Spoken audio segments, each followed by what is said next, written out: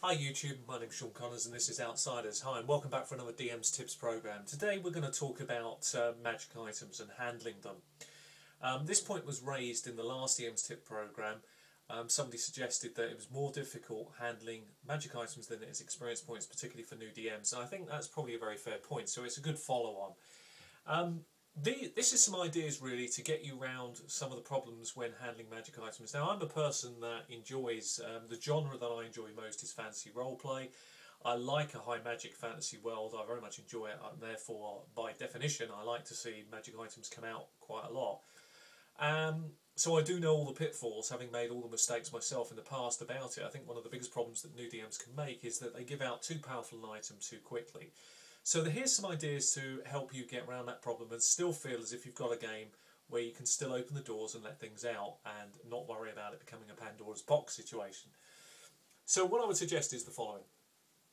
Stick to items primarily that have limited abilities. So for example, potions, scrolls, wands, items that might be charged, certain staffs, things like that, that by their very definition have to be used then are gone.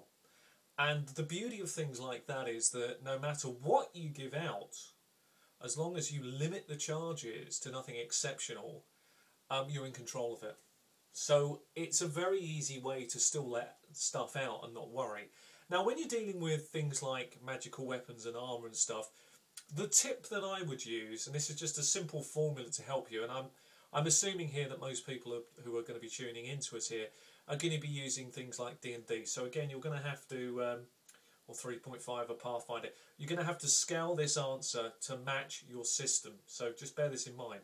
In level systems, low level, 1 to 4, think of it in terms of you can let +1 items out. Then between 5 and 8, you can let +2. Between 9 and 12, you can let +3, and so on.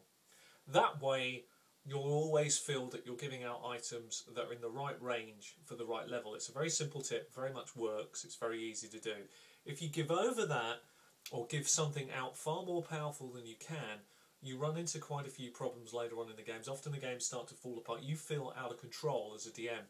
Now, if you've already done that and you're thinking of ways of how the hell am I going to rein these items back in? How am I going to do it in a fair way? Well, the only thing you can do is start thinking in terms of, without it being contrived, maybe put the enemy up against, perhaps put the players up against some enemy that's part of their forte is the destruction of items. Perhaps that's part of what they do, you know. Distractions, digesters, various things, creatures that will actually, unfortunately, potentially destroy some magic items. It's not meant to be character specific, and don't let it become that way, but it's important that you recover some sense of order in your game. It is very, very easy, and it's a very good point raised, that you can quickly find yourself out of control in your campaign as people run amok. They're far more powerful than their level. So very simply, to recap, I would suggest keep items that you want to put in. Put items in, but it's limited. So wands, potions, scrolls, alchemical items, staves, things like that. If you want to put a weapon in with an unusual ability because you like the idea, then have the ability limited. There's no reason why that can't be the case. You know, you're the DM, you can say whatever it is. Be careful, yeah? Think about powerful staves and just limit the charges. You know, one of the great examples, have a staff of life. So potentially, for 5 charges you get raised dead, which sounds awesome, which it is at low level, but if you only give 9 charges, they can only use it once. So it's little tips like that that can really make a difference for your games. So that's what I would suggest. Keep it simple, keep them usable magic items. Think about it in terms of the levels that they're at. Is the items you're giving out specific? Use some of my other tips from previous programs about what I said about character creating items and craft points and stuff. That's very relevant in this particular part of the show, because that will also help you guide when certain items are applicable to your campaign.